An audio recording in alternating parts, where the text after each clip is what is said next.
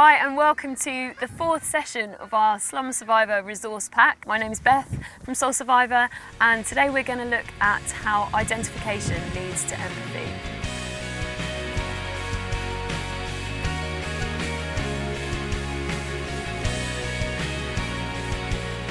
So by now you should have built your slum. Don't know what you've managed to find, whether it's a cardboard box, bits of tarpaulin, corrugated bits of metal. Maybe you even had to Google what a slum looked like in order to mentally get yourself there and know what it was that you were building. But I know for me, the concept of a slum before I came here was very abstract. I had no idea of what that looked like, because I think for us living in the West, it's so easy when things are out of sight to keep them out of mind.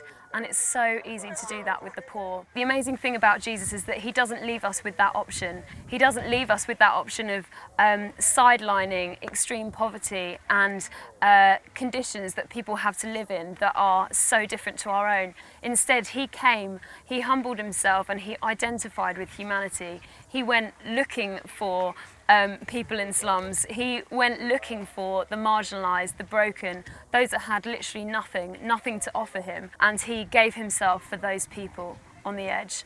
So if we want to be like Jesus, we're going to need to do the same. We're going to need to chase after the last, the least and the lost. But you might be sitting there thinking, what am I doing here, sitting in a cold, perhaps damp slum? What kind of impact am I having by spending 30 hours doing this? How am I making any imprint on the world? Now, we might think that a better use of our resources is simply to give money to projects that are doing amazing work with those living in slums. But actually the key thing isn't simply about throwing money at the poor or throwing money simply to say that we give to charity. There's a real power in identifying with the poor, with standing with them. It says in Psalm 41 that blessed are those that give regard to the poor. And Jesus doesn't give us that option to just block out stuff that makes us feel uncomfortable. You know, Jesus isn't concerned with our spiritual CV, if you like. It says that God doesn't look at the outward appearance. He's concerned with our hearts. He's concerned with what goes on in here. So perhaps the question that I want to ask you today is, where is your heart at with this stuff? Because wherever your heart is, there your treasure will be also. Wherever your heart is, there your actions will follow. So if we want to go on and do things like sponsor a child or give money or be part of projects, then let's first have our hearts broken. If we don't first care and have compassion and empathy, then our support isn't going to last very long. So how do we have our hearts broken for the poor? I think firstly it starts with identifying. It starts with what you're doing right now. What did Jesus do? He identified. He put himself in their shoes. He came down from heaven to a broken world, and he identified with humanity. And I think there's a real power in putting ourselves in others' shoes. It was Mother Teresa that said, we can't all do great things, but we can do small things with great love. And she started off by putting herself in other people's shoes, allowing herself to be identified with the poor, and that led her to action. And there's an old proverb that says, I hear, I forget. I see, I remember. I do, I understand. And that's what you guys are doing. You're acting here.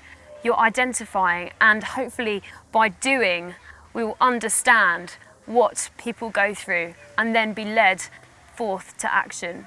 If we allow God to really change our hearts in this time, it can be really fruitful simply by spending 30 hours in the shoes of those that spend a lifetime like this.